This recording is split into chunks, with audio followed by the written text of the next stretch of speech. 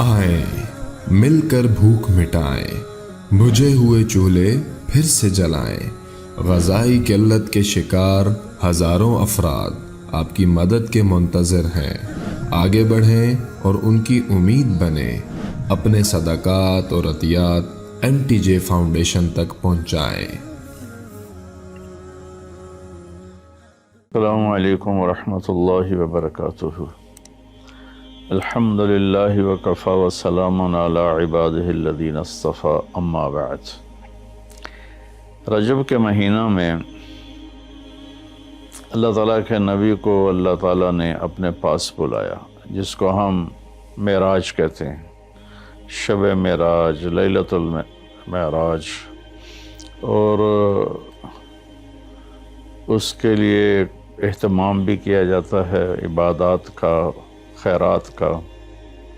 یہ اللہ تعالیٰ کی بہت بڑی قدرت میں سے ایک چھوٹا سا نمونہ تھا کہ 3 کپڑوں میں اٹھایا اور سارے خلا کے پردوں کو چاک کروا کے 7 آسمان کے دروازے کھلوا کر سدرۃ المنتہا پہ جبریل کی بھی بس ہو گئی کہ اس کے آگے اتنا بھی اوپر گیا تو جل کے راکھ ہو جاؤں گا، تو اس سے اوپر آپ تشریف لے گئے، اور پھر عرش خوشی سے جھوم اٹھا، اہتز عرش الرحمن، عرش خوشی سے یوں جھوم رہا تھا۔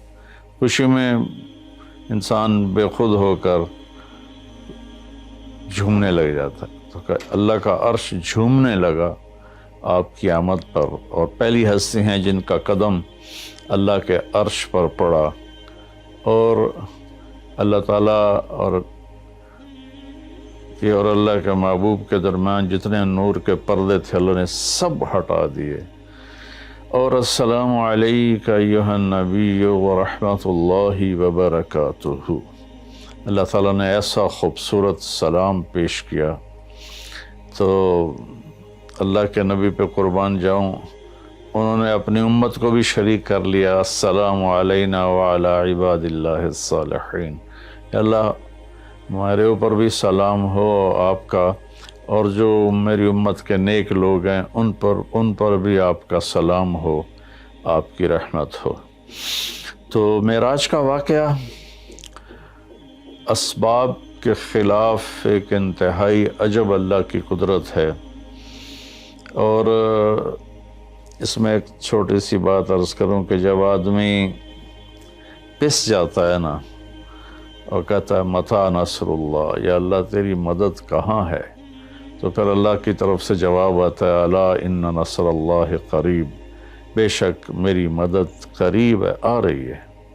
یہ واقعہ طائف کے بعد پیش آیا ہے، جب آپ بے بس ہو گئے تھے، پتھر کھا کے شدید زخمی ہوئے، پھر آپ مکہ تشریف لائے تو باہر ٹھہر گئے، اندر آنے کی آپ کی سکت نہیں تھی، اور آپ نے زید ابن حارثہ کو اخنس بن شریک کے پاس بھیجا کہ مجھے پناہ دو، میں مکہ میں داخل ہونا چاہتا ہوں، تو اس نے انکار کر دیا، کہا میں نہیں پناہ دیتا۔ پھر اپنے سہیل ابن عمر کو پیغام بھیجا کہ مجھے پناہ دو، اس نے بھی انکار کر دیا۔ پھر ایک اور عرب کے سردار تھے، ان کو پیغام بھیجا، غالباً صفوان بن امیہ کو پیغام بھیجا کہ مجھے پناہ دو، تو انہوں نے بھی انکار کر دیا۔ تو پھر آپ نے مطعم بن عدی کو پیغام بھیجا، ان کے بیٹے جبیر صحابی بنے، تو مطعم بن عدی کو پیغام بھیجا تو وہ آپ نے بچوں کو لے کر باہر گیا، اور اللہ کے نبی کو اپنے بیٹوں کے ساتھ لے کر مکہ میں انٹر ہوا، حرم شریف میں آ کے اعلان کیا آج کے بعد محمد بن عبداللہ صلی اللہ علیہ وسلم میری پناہ میں ہے، انہیں کوئی ٹچ نہیں کر سکتا۔ ابو جہل نے کھڑے ہو کر کہا تم یہ اس کا کلمہ پڑھ کے کہہ رہے ہو یا اپنی سرداری کے زوم پر کہہ رہے ہو، اپنی سرداری کے بلبوتے پر؟ اور کہا نہیں، میں نے اس کا کلمہ نہیں پڑھا، جو اللہ نے مجھے سٹیٹس دیا ہے اس کی وجہ سے کہہ رہا ہوں۔ کہ پھر ٹھیک ہے، ہم ان کو کبھی ٹچ نہیں کریں گے۔ اس قدر حال سنگین ہو گیا تھا، اور کبھی آسمان کے فرشتے نہیں روئے سوائے 2 جگہ۔ ایک دفعہ جب ابراہیم علیہ السلام نے حضرت اسماعیل کو الٹا لیٹایا اور چھری ہاتھ میں اور سر کے بال ہاتھ میں اس طرح، اور یوں آسمان کو دیکھ کے کہا یا اللہ تو مجھ سے ناراض ہو گیا ہے کہ میرے دل میں اسماعیل کی محبت آ گئی ہے۔ اس پر آسمان کے فرشتے زار و قطار روئے تھے، اور ایک جب ہمارے نبی کو پتھر پڑے اور پڑھتے پڑھتے بے ہوش ہو کے گر گئے، اس وقت ساتوں آسمان کے فرشتے روئے تھے۔ اور پھر ملک الجبال حاضر ہوا، یا رسول اللہ اجازت ہو تو ان کو ایسے پیس کے سرما بنا کے رکھ دوں، ان اطبق علیہم الاخشبین۔ آپ نے کہا نہیں، لا اللہ ان یخرج من اصلابہ من یوحد اللہ، نہیں، اللہ تعالیٰ ان کی نسل میں ایسے پیدا کرے گا جو اللہ کی توحید کو ماننے والے ہوں گے۔ اس تکلیف کے بعد یہ سفر ہوا کہ 27 رجب کو جبرائیل آئے، آسمان سج چکے ہیں، اور ہماری یعنی زبان میں یا ہمارے رواج میں کہ یا رسول اللہ استقبال کے لیے قطاریں لگ گئی ہیں، آپ ان کو لے کر گئے۔ آپ ام ہانی رضی اللہ عنہ حضرت علی رضی اللہ تعالیٰ عنہ کے گھر میں تھے آپ، تو وہاں سے حتیم میں لے گئے، آپ کا سینہ چاک کیا۔ دوسرے فرشتہ وہ پانی لایا زمزم کا، اس سے آپ کے سینے کو صاف کیا، پھر دل باہر نکالا، اس کو چیرا، اس سے صاف کیا، اور پھر دوبارہ دل کو رکھ دیا، سینے کو بند کر دیا۔ اب یہ سارا کچھ اپنے ہوش میں دیکھ رہے تھے۔ پھر وہاں سے براق پہ سوار ہوئے۔ براق گدھے سے بڑا قد، خچر سے چھوٹا قد والا ایک جانور تھا، جس پر آپ کو سوار کرایا گیا، اور وہ تھوڑا مستی کرنے لگا تو جبریل بولے تو یہ پتہ ہے تیرے اوپر کون سوار ہیں؟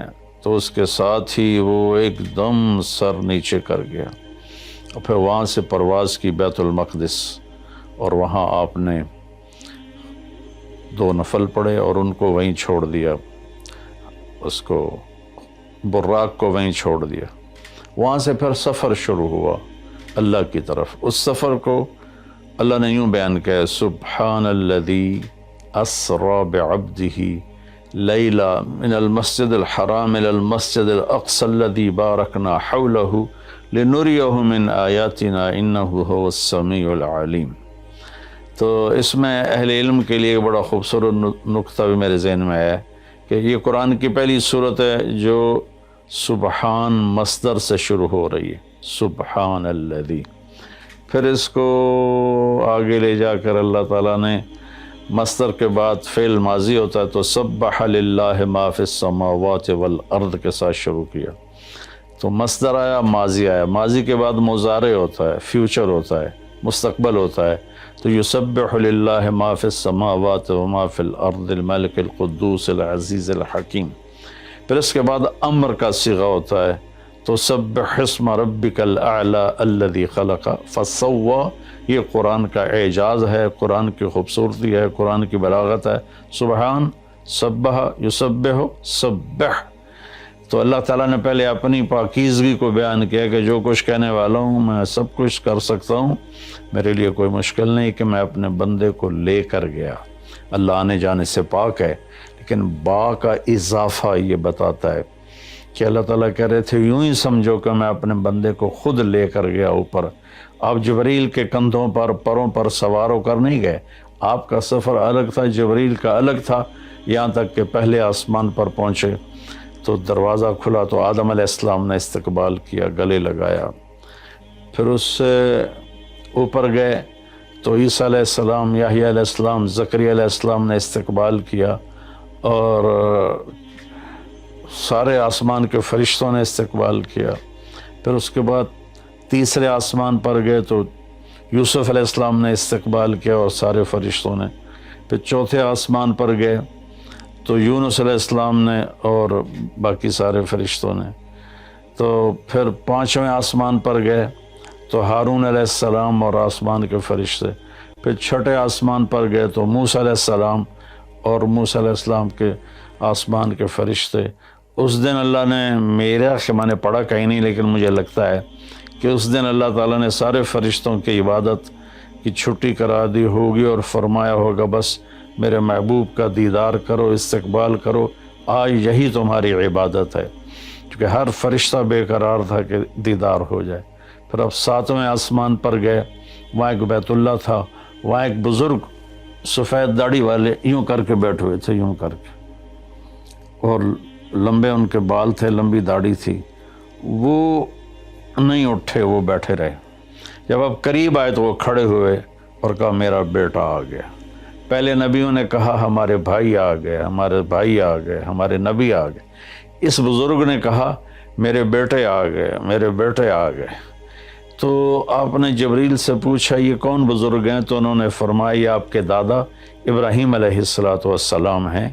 اس میں اللہ نے ہمیں سبق دیا کہ بیٹا کتنے ہی عالی مقام پہ چلا جائے، اس کی ذمہ ہے اپنے ماں باپ کا ادب کرے، ان کے پاؤں چھوئے، ان کے سامنے سر جھکا کے چلے۔ یہ ہواؤں میں اڑ جائے، عرش کو چیر کے اللہ تک پہنچ جائے، پھر بھی باپ کے آگے، ماں کے آگے سر جھکانا ہے۔ اور یہ سبق عملاً اللہ نے امت کو سکھایا، پہنچایا کہ اللہ تو جانتے تھے کہ یہ امت اپنے والدین کی کتنی نافرمان ہوگی، اور کتنے ماں باپ ہوں گے جو چھپ چھپ کے روئیں گے، کتنی مائیں ہوں گی جو دوپٹے کے پلو میں اپنے آنسو چھپا لیں گی اپنی اولاد کی نافرمانی کی وجہ سے، بدتمیزی کی وجہ سے۔ میرے نبی سے پوچھا گیا یا رسول اللہ قیامت کب آئے گی؟ تو آپ نے فرمایا اللہ کو پتہ ہے۔ کیا کوئی نشانی فرما دیں؟ ارشاد فرما دیں کہ جب مائیں بیٹیوں کے ہاتھوں ذلیل ہوں گی تو قیامت آئے گی۔ یعنی بیٹے تو کرتے ہی رہتے ہیں، اگر بیٹیاں بھی ماں کو ذلیل کریں گی تو قیامت آ جائے گی۔ تو یہ اتنا بڑا مقدس رشتہ ہے۔ آپ نے فرمایا جس نے اپنے والدین کو دکھ دیا اس پہ اللہ کی لعنت، زمین آسمان کی لعنت، فرشتوں کی لعنت، نہ اس کی نماز قبول ہے، نہ روزہ، نہ صدقہ۔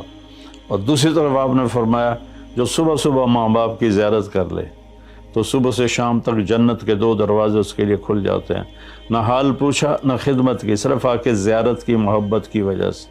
شام کو آ کے ان کی زیارت کی تو صبح تک جنت کے 2 دروازے اس کے لیے کھلے رہیں گے۔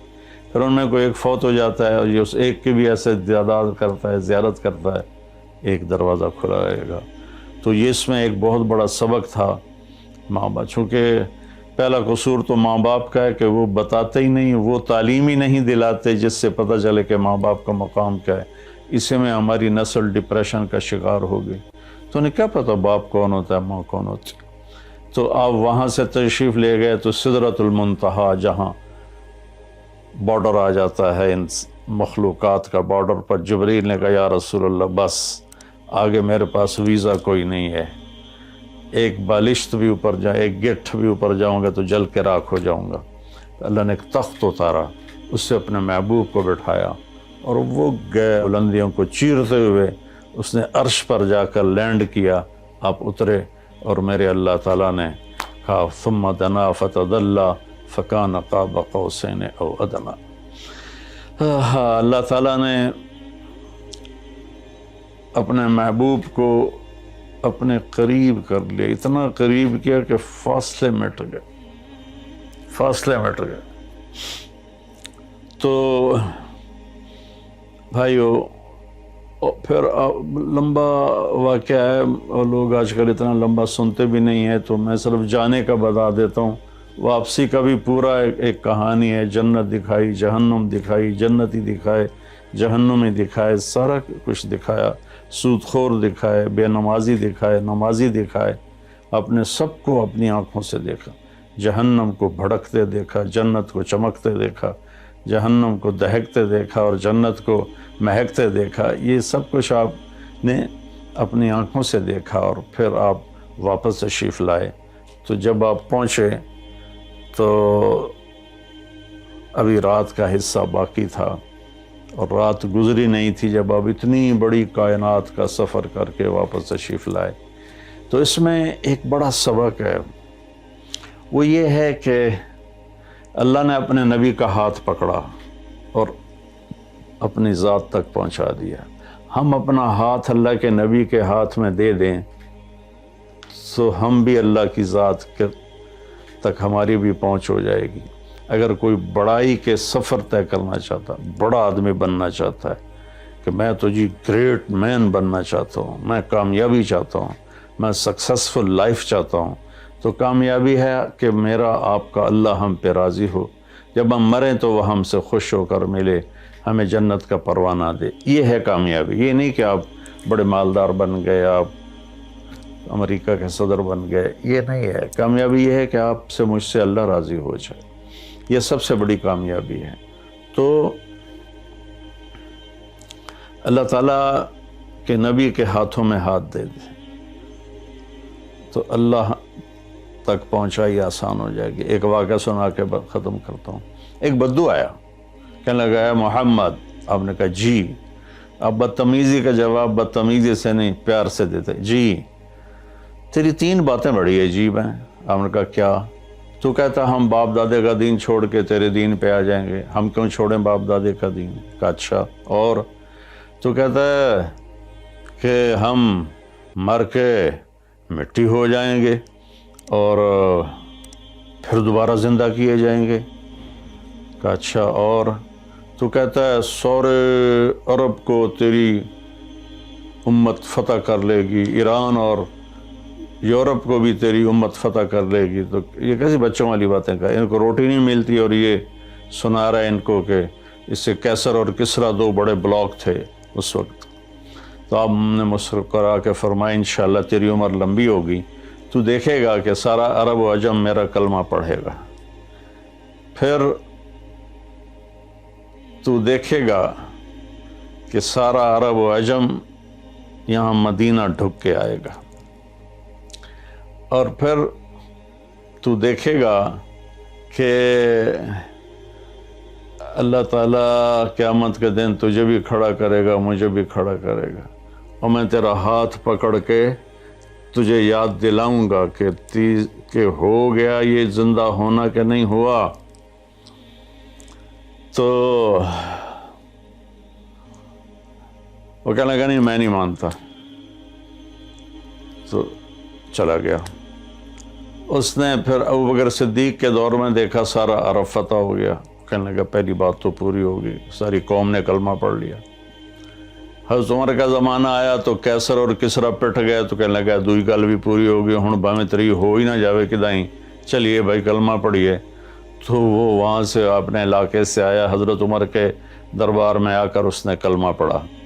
جب وہ آپ کی محفل میں آتا آپ اس کے لیے کھڑے ہو جاتے، بڑا اکرام کرتا۔ تو ایک دفعہ فرمایا کہ تم دیکھتے ہو میں اس بدو کا بڑا اکرام کرتا ہوں، میں اس محفل میں تھا جس میں اللہ کے نبی نے کہا تھا کہ رہے گی تیسری بات تو تیرا ہاتھ پکڑ کے بتاؤں گا کہ ہوئی کہ نہیں ہوئی، ہم مر کے زندہ ہوئے ہیں کہ نہیں ہوئے۔ اور قیامت کا دن جس کا ہاتھ میرے نبی کے ہاتھ میں آ گیا وہ جنت میں پہنچانے سے پہلے کبھی نہیں چھوڑیں گے۔ تو یہ وہ شخص ہے جس کا ہاتھ میرے نبی نے پکڑا ہوا ہے، اس کو جنت تک پہنچا کے چھوڑیں گے۔ تو میرے عزیزوں، میرے بھائی بہنوں، بچوں بچیوں، ہم مختلف قسم کی نافرمانیوں کا شکار ہیں اور اس میں ہم لذت ڈھونڈتے پھر رہے ہیں اور فرسٹریشن کا شکار ہیں۔ ہماری نئی نسل نشوں پہ لگی ہوئی ہے۔ اللہ کے واسطے سب سے ہاتھ چھڑا کر اللہ کے نبی کو اپنا ہاتھ پکڑا دو، آپ کو یوں پکڑیں گے اور اللہ پاک سے جا کر ملا دیں گے، اور فرشتے بھی آپ پر رشک کریں گے۔ یہ واقعہ معراج کی اصل تھیم ہے اور واقعہ معراج کا اصل پیغام ہے کہ کی محمد سے وفا تو نے تو ہم تیرے ہیں۔ یہ جہاں چیز ہے کہ لوح و قلم تیرے ہیں۔ السلام علیکم ورحمۃ اللہ۔ آئیں مل کر بھوک مٹائیں، بجھے ہوئے چولہے پھر سے جلائیں۔ غذائی قلت کے شکار ہزاروں افراد آپ کی مدد کے منتظر ہیں۔ آگے بڑھیں اور ان کی امید بنیں۔ اپنے صدقات اور عطیات NTJ فاؤنڈیشن تک پہنچائیں۔